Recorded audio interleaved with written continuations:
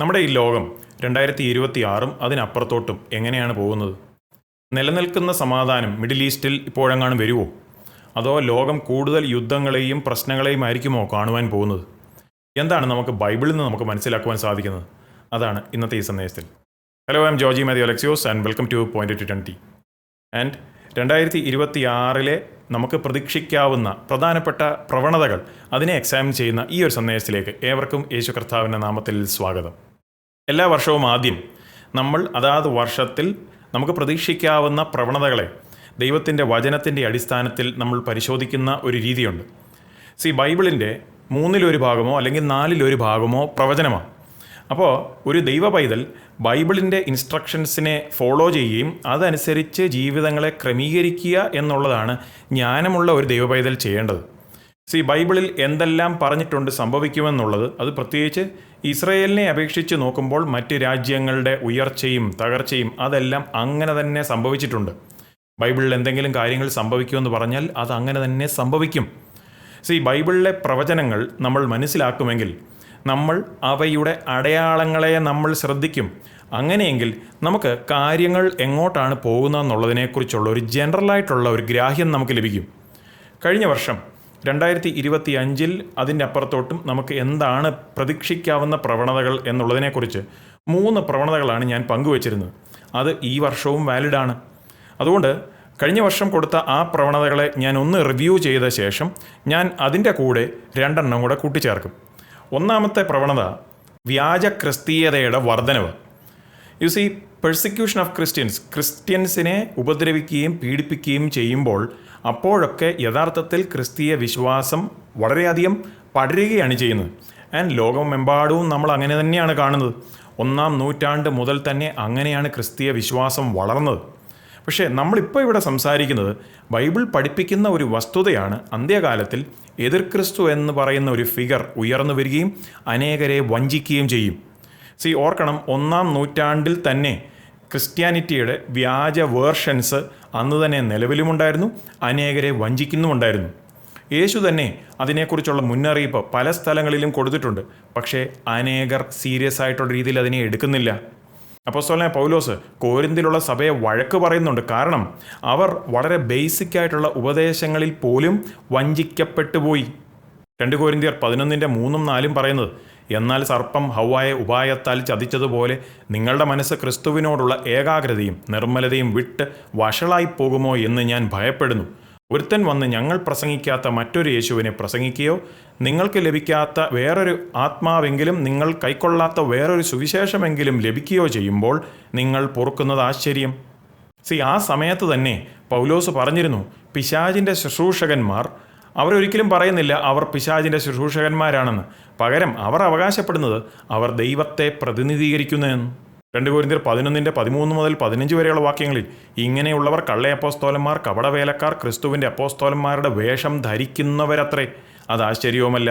സാത്താൻ താനും വെളിച്ച ദൂതൻ്റെ വേഷം ധരിക്കുന്നുവല്ലോ. ആകയാൽ അവൻ്റെ ശുശ്രൂഷക്കാർ നീതിയുടെ ശുശ്രൂഷക്കാരുടെ വേഷം ധരിച്ചാൽ അതിശയമല്ല. അവരുടെ അവസാനം അവരുടെ പ്രവൃത്തികൾക്ക് ഒത്തതായിരിക്കും.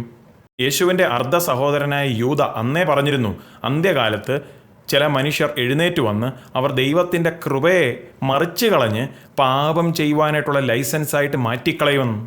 യൂദ 1:4 നമ്മുടെ ദൈവത്തിൻ്റെ കൃപയെ ദുഷ്കാമവൃത്തിക്ക് ഹേതുവാക്കി ഏകനാഥന് നമ്മുടെ കർത്താവുമായ യേശുക്രിസ്തുവിനെ നിഷേധിക്കുന്ന അഭക്തരായ ചില മനുഷ്യർ നുഴഞ്ഞു വന്നിരിക്കുന്നു.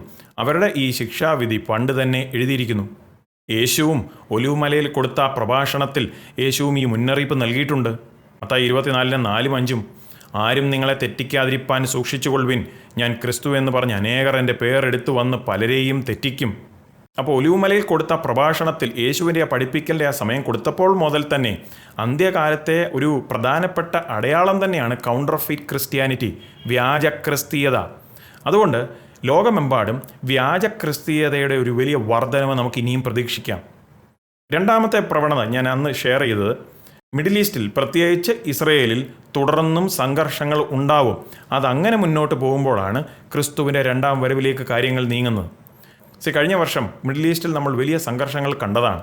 പക്ഷെ അപ്പോൾ തന്നെ ചിലപ്പോൾ നിങ്ങൾ പറയുമായിരിക്കും, ഹമാസ് ബന്ദികളെ വിട്ടയച്ചു, ഇസ്രയേലുമായിട്ടൊക്കെ ഒരു സമാധാന കരാറിലുമൊക്കെയും അവർ വന്നുവെന്ന്. നിങ്ങൾ മനസ്സിലാക്കണം, ശാശ്വതമായിട്ടുള്ള സമാധാനം വരണമെങ്കിൽ സമാധാനപ്രഭുവായ യേശു കർത്താവ് മടങ്ങി വരുമ്പോഴേ നടക്കുകയുള്ളൂ. ഇൻഫാക്റ്റ് അതുതന്നെയാണ് യേശു കർത്താവ് തൻ്റെ പരസ്യത്തിലുള്ള മഹത്വത്തിലെ ആ രണ്ടാം വരവിങ്കൽ വരുന്നതിൻ്റെ ഒരു പ്രധാനപ്പെട്ട ഉദ്ദേശം തന്നെ. ആൻഡ് ആ അന്ത്യകാലത്തെക്കുറിച്ചുള്ള അടയാളങ്ങളും ആ കാര്യങ്ങളെക്കുറിച്ച് വിവരിക്കുമ്പോൾ അപ്പോസ്തലനായ പൗലോസ് 1 തെസ്സലോനിക്കർ 5:1-3 വരെയുള്ള വാക്യങ്ങളിൽ പറയുന്നത്, സഹോദരന്മാരെ, കാലങ്ങളെയും സമയങ്ങളെയും കുറിച്ച് നിങ്ങളെ എഴുതി അറിയിപ്പാൻ ആവശ്യമില്ല. കള്ളൻ രാത്രിയിൽ വരും പോലെ കർത്താവിൻ്റെ നാൾ വരുന്നു എന്ന് നിങ്ങൾ തന്നെ നന്നായി അറിയുന്നുവല്ലോ. അവർ സമാധാനമെന്നും നിർഭയമെന്നും പറയുമ്പോൾ ഗർഭിണിക്ക് പ്രസവവേദന വരും പോലെ അവർക്ക് പെട്ടെന്ന് നാശം വന്ന് ഭവിക്കും. അവർക്ക് തെറ്റി ഒഴിയാവതുമല്ല. ബൈ ദ വേ, എന്താണ് കർത്താവിൻ്റെ നാൾ? ഉൽപ്രാവണം, പരസ്യത്തിലുള്ള മഹത്വത്തിലെ രണ്ടാം വരവ്. തടുക്കുന്നവനായിട്ടുള്ളവൻ ആരാണ്? യേശുക്രിസ്തുവാണോ അതോ എതിർ ക്രിസ്തുവാണോ ആദ്യം വരുന്നത് എന്നിങ്ങനെയൊക്കെയുള്ള പല കാര്യങ്ങളടങ്ങിയ 2 തെസ്സലോനിക്കർ 2 ഡീറ്റെയിൽഡ് ആയിട്ടുള്ള സ്റ്റഡിയിൽ ഞാൻ ഈ കർത്താവിൻ്റെ നാളെന്നുള്ളത് എക്സ്പ്ലെയിൻ ചെയ്യുന്നുണ്ട്. ഞാൻ ആ സ്റ്റഡി സീരീസിൻ്റെ ലിങ്ക് ഞാൻ ഡിസ്ക്രിപ്ഷനിൽ കൊടുത്തേക്കാം, ചെക്കൗട്ട് ചെയ്യുക. അപ്പോൾ ഏകദേശം 2500 വർഷങ്ങൾക്ക് മുമ്പ് ദൈവം മുൻകൂട്ടി പറഞ്ഞതാണ് ക്രിസ്തുവിൻ്റെ രണ്ടാം വരവിന് തൊട്ട് മുമ്പുള്ള ആ കാലങ്ങളിൽ യെരുശലേമിനെ നിയന്ത്രിക്കുന്നത് ശക്തമായിട്ടുള്ളൊരു യഹൂദ രാജ്യമായിരിക്കുമെന്ന്. സക്കറിയാവ് 12 നമ്മൾ വായിക്കുന്നത്, ഞാൻ യെരുശലേമിനെ ചുറ്റുമുള്ള സകല ജാതികൾക്കും ഒരു പരിഭ്രമപാത്രമാക്കും. യെരുശലേമിൻ്റെ നിരോധത്തിങ്കൽ അത് യഹൂദയ്ക്കും വരും. അന്നാളിൽ ഞാൻ യെരുശലേമിനെ സകല ജാതികൾക്കും ഭാരമുള്ള കല്ലാക്കി വയ്ക്കും. അതിനെ ചുമക്കുന്നവരൊക്കെയും കഠിനമായി മുറിവേൽക്കും. ഭൂമിയിലെ സകല ജാതികളും അതിന് വിരോധമായി കൂടി വരും. അന്നാളിൽ ഞാൻ യഹൂദ മേധാവികളെ വിറകിൻ്റെ ഇടയിൽ തീച്ചട്ടി പോലെയും കറ്റയുടെ ഇടയിൽ തീപ്പന്തം പോലെയും ആക്കും. അവർ വലത്തുഭാഗത്തും ഇടത്തുഭാഗത്തും ചുറ്റുമുള്ള സകല ജാതികളെയും തിന്നുകളയും. 2500 വർഷങ്ങൾക്ക് മുമ്പ് തന്നെ ഇസ്രയേലും യെരുശലേമിനെക്കുറിച്ചും ഇപ്രകാരമുള്ള കാര്യങ്ങൾ ഇങ്ങനെ ആയിരിക്കുമെന്നുള്ളത് സത്യദൈവം വെളിപ്പെടുത്താതെ എങ്ങനെയാണ് വെളിപ്പെട്ടത്? അതായത് യെരുശലേം നിലവിൽ ഉണ്ടായിരിക്കും. ലോകത്തിൻ്റെ സീനിൽ പ്രശ്നങ്ങളുടെ ഒരു ഫോക്കസായിട്ട് ഇസ്രയേൽ എന്ന രാജ്യം നിൽക്കും. യെരുശലേമിനെ നിയന്ത്രിക്കുന്നത് ഒരു യഹൂദ രാജ്യമായിരിക്കും. ലോകത്തിൻ്റെ സകല രാഷ്ട്രങ്ങളും യഹൂദ ജനത്തിനെതിരായിരിക്കും. ഇസ്രയേൽ മിലിറ്ററിപരമായിട്ട് വളരെ ശക്തവും ചുറ്റിനുമുള്ള ശത്രുക്കളെയും നശിപ്പിക്കും. ഇതൊക്കെ തന്നെയല്ലേ ഇപ്പോൾ നമ്മൾ കണ്ടുകൊണ്ടിരിക്കുന്നത്. പിന്നെയും യാക്കോബിനെയാണല്ലോ ഇസ്രയേൽ എന്ന് പേര് മാറ്റിയത്. യാക്കോബ് തൻ്റെ മക്കളെയെല്ലാം വിളിച്ചു കൂട്ടിയിട്ട് അന്ത്യകാലത്തിൽ എന്താണ് സംഭവിക്കുവാൻ പോകുന്നത് എന്നുള്ളതിനെക്കുറിച്ച് പ്രവചിച്ചിരുന്നു. ഉൽപ്പത്തിയുടെ പുസ്തകം 49:1 നമ്മൾ കാണുന്നുണ്ട്. ആൻഡ് ഇത് 3500ഓളം വർഷങ്ങൾക്ക് മുമ്പ് നടന്ന ഒരു സംഭവമാണ്. യഹൂദയെപ്പറ്റി യാക്കോബ് പ്രവചിച്ചത് ഉൽപ്പത്തി 49:9 യഹൂദ ഒരു ബാലസിംഹം, മകനെ നീ ഇര പിടിച്ച് കയറിയിരിക്കുന്നു. അവൻ കുനിഞ്ഞ് സിംഹം പോലെയും സിംഹി പോലെയും പതുങ്ങിക്കിടക്കുന്നു. ആർ അവനെ എഴുന്നേൽപ്പിക്കും. ഇതിനെക്കുറിച്ച് ഡീറ്റെയിൽഡായിട്ട് 2025 നൽകിയ സന്ദേശത്തിൽ ഞാൻ കൊടുത്തിട്ടുണ്ട്. എന്തായാലും ഇറാനും അവരുടെ പകരക്കാരും ഹമാസും ഹെസ്ബുള്ളയും മറ്റുള്ളവരും നന്നായിട്ട് ചിന്തിക്കണം ഇസ്രായേൽ എന്ന സിംഹത്തെ ഞോണ്ടുന്നതിന് മുന്നേ. എന്തായാലും ഒരു നാൾ വരുന്നുണ്ട്, അതായത് യേശുവിൻ്റെ ഉൽപ്രാപണത്തിലുള്ള പ്രത്യക്ഷപ്പെടലിന് ശേഷം 7 വർഷത്തെ മഹോദരവ കാലത്തിൻ്റെ അവസാന സമയമാകുമ്പോഴേക്കും യേശു കർത്താവ് പരസ്യമായി മഹത്വത്തിൽ വരികയാണ് യഹൂദ ജനത്തെ നാശത്തിൽ നിന്ന് രക്ഷപ്പെടുത്തുവാൻ. സക്കറിയാവ് 14:1-3 വരെയുള്ള വാക്യങ്ങളിൽ, അവർ നിന്റെ നടുവിൽ വെച്ച് നിന്റെ കൊള്ള വിഭാഗിപ്പാനുള്ള യഹോവയുടെ ഒരു ദിവസം വരുന്നു. ഞാൻ സകല ജാതികളെയും യെരുശലേമിനോട് യുദ്ധത്തിനായി കൂട്ടിവരുത്തും. നഗരം പിടിക്കപ്പെടുകയും വീടുകളെ കൊള്ളയിടുകയും സ്ത്രീകളെ വഷളാക്കുകയും നഗരത്തിൻ്റെ പാതി പ്രവാസത്തിലേക്ക് പോവുകയും ചെയ്യും. ജനത്തിൽ ശേഷിപ്പുള്ളവരോ നഗരത്തിൽ നിന്ന് ഛേദിക്കപ്പെടുകയില്ല. എന്നാൽ യഹോവ പുറപ്പെട്ട് താൻ യുദ്ധ ദിവസത്തിൽ പൊരുതതുപോലെ ആ ജാതികളോട് പൊരുതും. തിരിച്ചു മടങ്ങി വന്നാൽ കഴിഞ്ഞ വർഷം പങ്കുവച്ച 3ാമത്തെ പ്രവണതയാണ് യെരുശലേമിൽ ദിവസേനയുള്ള യാഗങ്ങൾ അർപ്പിക്കുന്നത് നമുക്ക് പ്രതീക്ഷിക്കാമെന്ന്. ഇത് ദാനിയേലിൻ്റെ പ്രവചന പുസ്തകം 12:11 അടിസ്ഥാനത്തിലാണിത്. അവിടെ നമ്മൾ വായിക്കുന്നത് യഹൂദ ആലയത്തിൽ യാഗങ്ങൾ അർപ്പിക്കുന്ന ആ ഒരു സിസ്റ്റം യേശുവിൻ്റെ പരസ്യത്തിലുള്ള മഹത്വത്തിലെ രണ്ടാം വരവിന് 1290 ദിവസം മുമ്പ് ആ യാഗങ്ങൾ അർപ്പിക്കുന്ന ആ പരിപാടി അങ്ങ് നിർത്തും. അത് നിർത്തണമെന്ന് പറയുമ്പോൾ അത് ആദ്യം തുടങ്ങണ്ടേ? നിരന്തര ഹോമയാഗം നിർത്തലാക്കുകയും ശൂന്യമാക്കുന്ന മ്ലേച്ഛബിംബത്തെ പ്രതിഷ്ഠിക്കുകയും ചെയ്യുന്ന കാലം മുതൽ 1290 ദിവസം ചെല്ലും. കഴിഞ്ഞ വർഷം ഞാൻ പല എപ്പിസോഡുകളായിട്ട് പങ്കുവച്ചതായിരുന്നു എങ്ങനെയാണ് യഹൂദ ജനം ഈവൻ ആ ചുവന്ന പശുവിനെ യാഗമർപ്പിച്ച് കാണാം. അതിനുള്ളൊരു സാധ്യതയുണ്ട്. എന്തിനാണ് ചുവന്ന പശുവിനെ യാഗമായി അർപ്പിക്കുന്നത്? പുരോഹിതന്മാരെയും ഈ 3ാം ആലയം, ഇനി അവർ പണിയുവാൻ പോകുന്ന 3ാം ആലയത്തിൽ ഉപയോഗിക്കുവാൻ പോകുന്ന വസ്തുവകകളെ ശുദ്ധീകരിക്കണം. അത് താമസിയാതെ തന്നെ അവർ ആ മൂന്നാമത്തെ ആലയം പണിയും. അപ്പോൾ അതിനുവേണ്ടി ആ യാഗം പോലും ചിലപ്പോൾ നടത്തിയേക്കാം എന്നെല്ലാം ഞാൻ ഷെയർ ചെയ്തിരുന്നു. എന്തായാലും ആ സന്ദേശങ്ങളുടെ ചിലതിൻ്റെയൊക്കെ ലിങ്കുകൾ ഞാൻ ഡിസ്ക്രിപ്ഷനിൽ കൊടുത്തേക്കാം. അപ്പോൾ തിരിച്ചു മടങ്ങി വന്നാൽ യേശുവും പ്രവചിച്ചു പറഞ്ഞിരുന്നു, ആ അന്ത്യകാലത്തിൽ പ്രത്യേക ഉള്ള ഒരു മഹോദ്രവ കാലം വരുന്നുണ്ട്, ലോകം ഇതുവരെയും കാണാത്തതും ഇനി ഇതിനങ്ങോട്ടും ഒരിക്കലും കാണുവാൻ പോകാത്ത അങ്ങനെ പോലത്തെ ഒരു സ്കെയിലിലുള്ള മഹോദ്രവകാലം. മത്തായി 24:15 എന്നാൽ ദാനിയേൽ പ്രവാചകൻ മുഖാന്തരം അരുളി ചെയ്തതുപോലെ ശൂന്യമാക്കുന്ന മ്ലേച്ഛത വിശുദ്ധ സ്ഥലത്തിൽ നിൽക്കുന്നത് നിങ്ങൾ കാണുമ്പോൾ വായിക്കുന്നവൻ ചിന്തിച്ചു കൊള്ളട്ടെ. 21 22 വാക്യങ്ങൾ. ലോകാരംഭം മുതൽ ഇന്ന് വരെയും സംഭവിച്ചിട്ടില്ലാത്തതും ഇനിമേൽ സംഭവിക്കാത്തതുമായ വലിയ കഷ്ടം അന്ന് ഉണ്ടാകും. ആ നാളുകൾ ചുരുങ്ങാതിരുന്നാൽ ഒരു ജഡവും രക്ഷിക്കപ്പെടുകയില്ല. വൃതന്മാർ നിമിത്തമോ ആ നാളുകൾ ചുരുങ്ങും. അപ്പോൾ ഈ പ്രവണതകൾ 2026 അതിനപ്പുറത്തോട്ടും വാലിഡാണ്. ഇനി അതിൻ്റെ കൂടെ 2 കൂടെ നമുക്ക് കാണാം. 4ാമത്തെ പ്രവണതയാണ് വീണ്ടും മിലിറ്ററി പരമായിട്ട് ശക്തി ആർജിച്ച ഒരു യൂറോപ്പും അതിൻ്റെ നേതാവായിട്ട് ജർമ്മനിയും.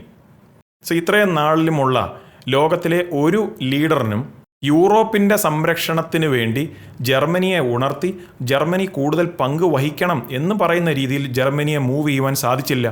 പക്ഷേ റഷ്യൻ പ്രസിഡന്റ് പുടിനെ കൊണ്ട് സാധിച്ചു.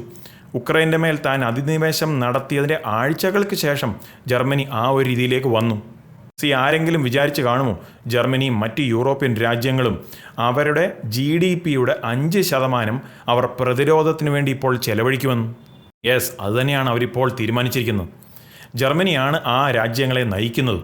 ജർമ്മനിയുടെ ടോപ്പ് ജനറൽ തന്നെ പറഞ്ഞത്, നമ്മളെ റഷ്യ ഭീഷണിപ്പെടുത്തുന്നു, നമ്മളെ പുടിൻ ഭീഷണിപ്പെടുത്തുന്നു, നമുക്ക് എന്തെല്ലാം ചെയ്യണമോ വേഗം ചെയ്യണം. താൻ മുന്നറിയിപ്പ് നൽകിയത് 4 വർഷത്തിനുള്ളിൽ റഷ്യയുടെ ഒരു ആക്രമണം നേറ്റോ രാജ്യങ്ങളുടെ മേൽ ഉണ്ടാവാൻ സാധ്യതയുണ്ടെന്ന്.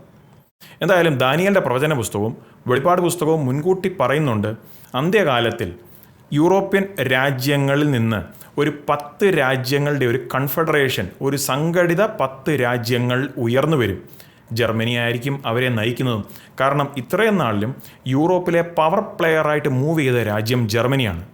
ആൻഡ് ദാനിയേലിൻ്റെ പുസ്തകവും വെളിപ്പാട് പുസ്തകവും ഒക്കെ പറയുന്ന ഒരു വസ്തുതയാണ്, എതിർക്രിസ്തു ഉയർന്നു വരുന്നത് ആ 10 രാജ്യങ്ങളുടെ ഇടയിൽ നിന്നാണ്. അതായത് അന്ത്യകാലത്തിലെ പുനരുജ്ജീവിപ്പിക്കപ്പെട്ട റോമൻ സാമ്രാജ്യം. അപ്പോൾ ജർമ്മനിയുടെ ഉയർച്ചയെന്ന് പറയുമ്പോൾ താമസിയാതെ തന്നെ വെളിപ്പെട്ടു വരുന്ന എതിർക്രിസ്തുവിൻ്റെ ആ വരവിലേക്ക് കൂടെയൊക്കെ വിരൽ ചൂണ്ടുന്നത്.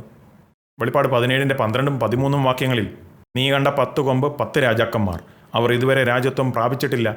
മൃഗത്തോടൊന്നിച്ച് ഒരു നാഴിക നേരത്തേക്ക് രാജാക്കന്മാരെ പോലെ അധികാരം പ്രാപിക്കും താനും. ഇവർ ഒരേ അഭിപ്രായമുള്ളവർ, തങ്ങളുടെ ശക്തിയും അധികാരവും മൃഗത്തിനേൽപ്പിച്ചു കൊടുക്കുന്നു. മൃഗമെന്ന് പറഞ്ഞു കഴിഞ്ഞാൽ എതിർക്രിസ്തു. അപ്പോൾ ബൈബിൾ പറയുന്നത് ആ 10 രാജ്യങ്ങളുടെ നേതാക്കന്മാർ, അതായത് ആ പുനരുജ്ജീവിപ്പിക്കപ്പെട്ട റോമൻ സാമ്രാജ്യത്തിലെ ആ 10 രാജ്യങ്ങൾ, അല്ലെങ്കിൽ ഇന്നത്തെ യൂറോപ്യൻ രാജ്യങ്ങളിലെ ആ 10 പ്രധാനപ്പെട്ട രാജ്യങ്ങൾ, അവരുടെ ആ നേതാക്കന്മാർ സകല അധികാരവും മൃഗത്തിന്, അതായത് എതിർക്രിസ്തുവിന് കൊടുക്കും. പക്ഷേ വിഷമിക്കേണ്ട, ഞെട്ടണ്ട. കാരണം സഭയുടെ ഉൽപ്രാപണത്തിൽ, അതായത് യേശു കർത്താവ് സഭയെ ഉൽപ്രാപണത്തിൽ ചേർത്ത ശേഷം മാത്രമേ എതിർക്രിസ്തു വെളിപ്പെട്ട് വരികയുള്ളൂ. ഇനിയാണ് 5ാമത്തെ പ്രവണത. കൂടുതൽ ക്രിസ്ത്യാനികളെന്ന് പറയുന്നവർ തിരുവഴുത്തിൻ്റെ സത്യത്തിൽ നിന്ന് വിട്ടകന്നു പോവും. പരീശന്മാർ യേശുവിൻ്റെ അടുക്കെ യേശുവിൻ്റെ ശിഷ്യന്മാരെക്കുറിച്ചുള്ള കംപ്ലൈൻറ്റും കൊണ്ട് വന്നു. എന്താണ്? അവർ ഒരു പ്രത്യേക രീതിയിൽ കൈ കഴിയില്ല കഴിക്കുന്നതിന് മുമ്പ്. കാരണം അവർ ഏതോ പാരമ്പര്യത്തെയാണ് മുറുക്ക പിടിച്ചത്, അല്ലാതെ ദൈവത്തിൻ്റെ കൽപ്പനയല്ല. അപ്പോൾ യേശു പറഞ്ഞ ശ്രദ്ധിച്ചേ, മത്തായി 15:7-9, കപടഭക്തിക്കാരെ, നിങ്ങളെക്കുറിച്ച് യെശയ്യാവ്, ഈ ജനം അതരം കൊണ്ടെന്നെ ബഹുമാനിക്കുന്നു, എങ്കിലും അവരുടെ ഹൃദയം എന്നെ വിട്ടകന്നിരിക്കുന്നു. മനുഷ്യകൽപ്പനകളായ ഉപദേശങ്ങളെ അവർ പഠിപ്പിക്കുന്നത് കൊണ്ട് എന്നെ വ്യർത്ഥമായി ഭജിക്കുന്നു എന്നിങ്ങനെ പ്രവചിച്ചത് ഒത്തിരിക്കുന്നു. ആൻഡ് യേശു മുന്നോട്ട് പറയുകയാണ് എന്താണ് യഥാർത്ഥത്തിൽ ഒരു മനുഷ്യനെ അശുദ്ധമാക്കുന്നതെന്നുള്ളത്. മത്തായി 15:19-20 വാക്യങ്ങൾ. എങ്ങനെയെന്നാൽ ദുശ്ചിന്ത, കുലപാതകം, വ്യഭിചാരം, പരസംഗം, മോഷണം, കള്ളസാക്ഷ്യം, ദൂഷണം എന്നിവ ഹൃദയത്തിൽ നിന്ന് പുറപ്പെട്ടു വരുന്നു. മനുഷ്യനെ അശുദ്ധമാക്കുന്നത് ഇതത്രേ, കഴുകാത്ത കൈകൊണ്ട് ഭക്ഷിക്കുന്നതോ മനുഷ്യനെ അശുദ്ധമാക്കുന്നില്ല. തിരുവഴുത്തിൻ്റെ സത്യത്തെക്കാട്ടിലും ഉപരിയായി പാരമ്പര്യത്തെ കയറ്റി വെക്കുന്നത് അത് എല്ലാ കാലത്തുമുള്ള ഒരു വലിയ പ്രശ്നം തന്നെയായിരുന്നു. ഇന്നും അങ്ങനെ തന്നെ തുടരുന്നു. ഇനി പാരമ്പര്യത്തിലുള്ളവർ തിരുവഴുത്തിനെ അവഗണിച്ച് പല പാരമ്പര്യ പ്രവർത്തികളും ചെയ്ത് ദൈവത്തിൽ നിന്ന് അകന്നു പോകുന്നത് ഒരു വശത്ത് നിൽക്കുമ്പോൾ, മറുവശത്ത് ഞാൻ രക്ഷിക്കപ്പെട്ടവനാണ്, ഞാൻ ബോൺ അഗെയിനാണ്, ഞാൻ സേവ്ഡാണ്, ഞാൻ യേശുവിനെ രക്ഷിതാവും കർത്താവുമായി സ്വീകരിച്ചു എന്ന് പറയുന്നവർ, അങ്ങനെയുള്ളവരുടെ ജീവിതത്തിൽ നിന്ന് ഈ മേൽപ്പറഞ്ഞ പ്രവർത്തികളാണ് ഈ പ്രവർത്തികളായിട്ട് വരുന്നതെങ്കിൽ പ്രത്യേകിച്ച് ഓർക്കണം, ഗിരിപ്രഭാഷണത്തിൽ യേശു കർത്താവ് കൽപ്പനകൾ എന്താണെന്നുള്ളതിൻ്റെ നിലവാരത്തെ തന്നെ ഉയർത്തിക്കാണിച്ചു. അപ്പോൾ അതിൻ്റെ വെളിച്ചത്തിൽ ഈ മേൽപ്പറഞ്ഞ പ്രവർത്തികളാണ് രക്ഷിക്കപ്പെട്ടു എന്ന് പറയുന്നവരുടെ ജീവിതത്തിൽ നിന്ന് ഒഴുകുന്നതെങ്കിൽ അങ്ങനെയുള്ള ആ വ്യക്തി ഒരു ജെനുവിൻ ക്രിസ്ത്യൻ അല്ല, യഥാർത്ഥ ഒരു വിശ്വാസി അല്ല. യോഹന്നാൻ തൻ്റെ ലേഖനത്തിൽ പറഞ്ഞത് ശ്രദ്ധിച്ചേ. 1 യോഹന്നാൻ 3:6-9. അവനിൽ വസിക്കുന്നവൻ ആരും പാപം ചെയ്യുന്നില്ല, പാപം ചെയ്യുന്നവൻ ആരും അവനെ കണ്ടിട്ടില്ല, അറിഞ്ഞിട്ടുമില്ല. പാപം ചെയ്യുന്നവൻ പിശാചിൻ്റെ മകനാകുന്നു, പിശാച് ആദ്യം മുതൽ പാപം ചെയ്യുന്നുവല്ലോ. ദൈവത്തിൽ നിന്ന് ജനിച്ചവൻ ആരും പാപം ചെയ്യുന്നില്ല, അവൻ്റെ വിത്ത് അവനിൽ വസിക്കുന്നു.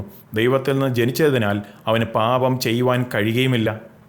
ഇവിടെ നിങ്ങൾ ശ്രദ്ധിക്കണം, 6ാമത്തെ വാക്യത്തിൽ കണ്ട പാപം ചെയ്യുന്നില്ല എന്ന് പറയുന്ന ആ പദം പ്രസൻറ്റ് ഇൻഡിക്കേറ്റീവ് അല്ലെ പ്രസൻറ്റ് കണ്ടിന്യൂവസ് ടെൻസിലാണ്. അതായത് പാപം ചെയ്തുകൊണ്ടിരിക്കുന്നില്ല എന്നർത്ഥമാണ്. പിന്നെ കണ്ടിട്ടില്ല, അറിഞ്ഞിട്ടില്ല എന്ന് പറയുന്ന ആ പദങ്ങൾ പെർഫെക്റ്റ് ടെൻസിലാണ്. അപ്പോൾ ആ വാക്യത്തിൻ്റെ അർത്ഥം സിമ്പിളായിട്ട് പറഞ്ഞാൽ, ഒരു വ്യക്തി ക്രിസ്ത്യാനിയാണെന്നാണ് അവകാശപ്പെടുന്നത്, പക്ഷേ യാതൊരുവിധ കുറ്റബോധമോ മനസാക്ഷിക്കുത്തോ ഇല്ലാതെ പാപത്തിൽ തന്നെ തുടർന്ന് കിടക്കുകയാണ്. അങ്ങനെയുള്ളൊരു വ്യക്തി ഒരു നാളും ഒരു രീതിയിലും ദൈവത്തെ അറിഞ്ഞിട്ടില്ല. ദൈവത്തെ അറിയാമെന്ന് പറയുന്നത് ചുമ്മാതാ. അവൻ ഒരു ഫേക്ക് ക്രിസ്ത്യനാണ്, വ്യാജ വിശ്വാസിയാണ്, വ്യാജ ക്രിസ്ത്യാനിയാണ്. ഇനി 5ാമത്തെ ആ ട്രെൻഡിലേക്ക് തന്നെ, ആ പ്രവണതയിലേക്ക് തന്നെ നമ്മൾ മടങ്ങി വന്നാൽ, ആളുകൾ ദൈവത്തിൻ്റെ വചനത്തിൻ്റെ സത്യത്തെക്കാൾ ഉപരിയായി പാരമ്പര്യത്തെ കയറ്റി വെക്കുന്നുവെങ്കിൽ ഈ ചില ചോദ്യങ്ങൾ നിങ്ങൾക്ക് ചോദിക്കാം. നിങ്ങൾ ചില കാര്യങ്ങളൊക്കെ മതപരമായി ചെയ്യുന്നു, പക്ഷേ തിരുവഴുത്തിൽ നിന്നൊന്ന് ചെക്ക് ചെയ്യാമോ, തിരുവഴുത്ത് അപ്രകാരമുള്ള ആചാരങ്ങളെ സപ്പോർട്ട് ചെയ്യുന്നുണ്ടോ എന്ന്? എന്തുകൊണ്ടാണ് ക്രിസ്ത്യൻ കലണ്ടറിലെ ഏറ്റവും പ്രധാനപ്പെട്ട ദിവസമെന്ന് കണക്കാക്കപ്പെടുന്ന ദിവസത്തിൻ്റെ പേര് ഒരു ജാതിക ഫെർട്ടിലിറ്റി ദേവതയുടെ പേരിൻ്റെ ആ ഒരു രീതിയിൽ തന്നെ ഇട്ടിരിക്കുന്നതും അതിനെ ആഘോഷിക്കുന്നത് ഫെർട്ടിലിറ്റി സിംബലുകളായ മുട്ടയും റാബിറ്റുകളെയും ഒക്കെ ഉപയോഗിച്ചാണ്? പിന്നെ എന്തുകൊണ്ടാണ് യേശുവിൻ്റെ ജനനത്തെ ഓർക്കുവാൻ സൂര്യദേവനായ മിത്രാസിൻ്റെ ഡേറ്റ് ഓഫ് ബർത്ത് തന്നെ അവർ തിരഞ്ഞെടുത്തത്? ആൻഡ് ഈ ദൈവത്തിന് നമ്മൾ ക്രിസ്തുവിൻ്റെ ബർത്ത് ഡേറ്റ് സെലിബ്രേറ്റ് ചെയ്യണം എന്നുണ്ടായിരുന്നെങ്കിൽ എന്തുകൊണ്ടാണ് തിരുവഴുത്തിൽ ആ ഒരു കാര്യം നമ്മൾ കാണാതിരിക്കുന്നത്?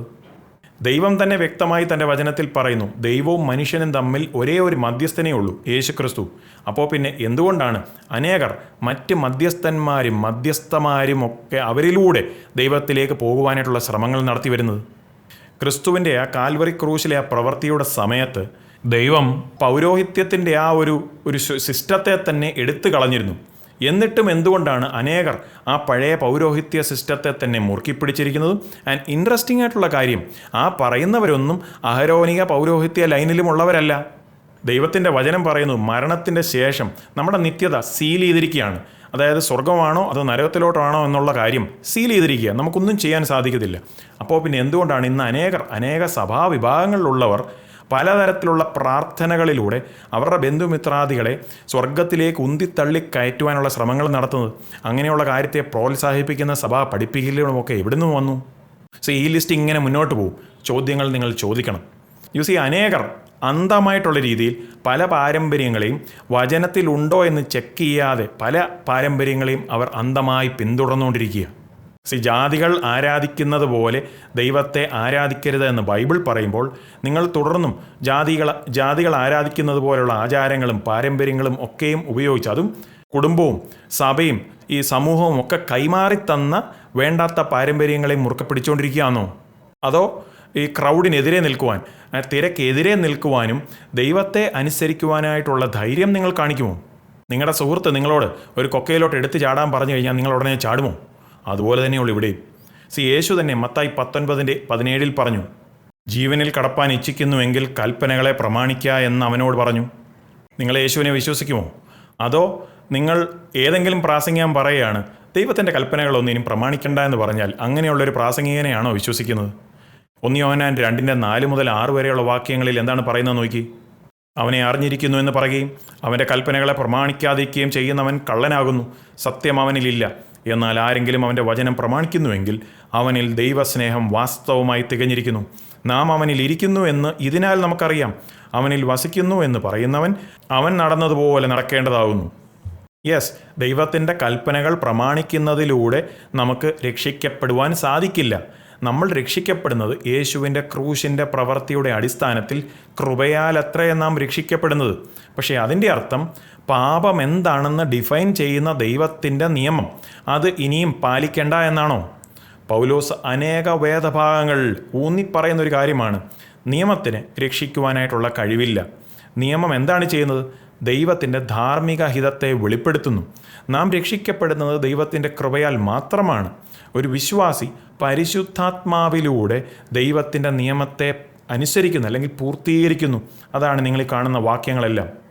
എന്നാലും അനേകർ ദൈവത്തിൻ്റെ കൃപയെ മറിച്ച് പാപം ചെയ്യുവാനായിട്ടുള്ള ലൈസൻസായിട്ട് അതങ്ങ് മറിച്ച് കളഞ്ഞു. യൂദാ അതുകൊണ്ടാണ് ഞാൻ ആദ്യം വായിച്ചായിരുന്നല്ലോ, യൂദാ 1:4 പറയുന്ന അങ്ങനെയുള്ളവർ അവർ അൺഗോഡ്ലിയാണ്, അഭക്തരാണെന്നും അവർ പല സഭകളിലേക്കും നുഴഞ്ഞു കയറിയിട്ടുണ്ടെന്നും. അവർ സത്യദൈവത്തെയും യേശുക്രിസ്തുവിനെയും പ്രതിനിധീകരിക്കുന്നില്ല. ബൈബിൾ പ്രവചനം അറിയുകയും എന്താണ് വരുവാൻ പോകുന്നതെന്നുള്ള കാര്യങ്ങൾ ഗുണമുണ്ടാകണമെങ്കിൽ നമ്മൾ അറിയുന്ന കാര്യങ്ങളിൽ നമ്മൾ പ്രവർത്തിക്കണം. നമ്മുടെ ജീവിതങ്ങൾ തിരുവെഴുത്തിൻ്റെ അടിസ്ഥാനത്തിൽ ക്രമീകരിക്കണം. ആൻഡ് റാപ്ചർ, അതായത് ഉൽപ്രാവണം ഏത് സമയവും സംഭവിക്കാം എന്നുള്ള ആ ബോധമുള്ളതുകൊണ്ട് നാം ഒരുങ്ങിയിരിക്കണം. കാരണം എപ്പോൾ വേണമെങ്കിലും ഉൽപ്രാവണം സംഭവിക്കാം. അതുകൊണ്ട് ഒന്ന് റിവൈസ് ചെയ്ത് പറഞ്ഞു കഴിഞ്ഞാൽ 2026 അതിനപ്പുറത്തോട്ടും നമുക്ക് പ്രതീക്ഷിക്കാവുന്ന പ്രവണതകൾ നോക്കുകയാണെങ്കിൽ വ്യാജ ക്രിസ്തീയതയുടെ വർധനവ്, മിഡിൽ ഈസ്റ്റിൽ തുടർന്നും സംഘർഷം, അത് ചെന്നെത്തുന്നത് ക്രിസ്തുവിൻ്റെ 2ാം വരവിലേക്ക്. യെരുശലേമിൽ ഡെയിലി ആയിട്ടുള്ള യാഗമർപ്പിക്കുന്ന ആ ഒരു സിസ്റ്റം നമുക്ക് പ്രതീക്ഷിക്കാം. വീണ്ടും മിലിറ്ററി പരമായിട്ട് ശക്തി ആർജിച്ചൊരു യൂറോപ്പും അതിൻ്റെ തലവനായി ജർമ്മനിയെ നമുക്ക് പ്രതീക്ഷിക്കാം. പിന്നെ കൂടുതൽ ക്രിസ്ത്യാനികളെന്ന് പറയുന്നവർ തിരുവെഴുത്തിൻ്റെ സത്യത്തിൽ നിന്ന് വിട്ടകന്നു പോകുന്ന ഒരു പ്രവണതയും. ഈ ഒരു സന്ദേശം നിങ്ങൾക്കൊരു അനുഗ്രഹമായെന്ന് വിശ്വസിക്കുന്നു. ആയെങ്കിൽ മറ്റുള്ളവർക്കും കൂടെ നിങ്ങളിത് ഷെയർ ചെയ്ത് കൊടുക്കുക. ക്രിസ്തുവിൻ്റെ വരവ് ഏറ്റവും അടുത്തിരിക്കുന്നു. ഒരുങ്ങിയിരിക്കാം. Take care. God bless. നിങ്ങൾക്ക് ഈ സന്ദേശം ഒരു അനുഗ്രഹമാകുന്നെങ്കിൽ ലൈക്ക് ചെയ്യാൻ മറക്കരുത്. നിങ്ങൾ സബ്സ്ക്രൈബ് ചെയ്തിട്ടില്ല എങ്കിൽ സബ്സ്ക്രൈബ് ചെയ്യാനും ചേർന്ന് കാണുന്ന ബെൽ ഐക്കണും പ്രസ് ചെയ്ത് സബ്സ്ക്രൈബ് ആവുമെങ്കിൽ നിങ്ങൾക്ക് ഇപ്രകാരമുള്ള അപ്ഡേറ്റുകളും ബൈബിൾ സ്റ്റഡി സെഷനുകളും എല്ലാം ഇതേ ചാനലിൽ എപ്പോഴൊക്കെ അപ്ലോഡ് ആകുമോ നിങ്ങൾക്കത് നോട്ടിഫിക്കേഷനായി ലഭിക്കുന്നതായിരിക്കും.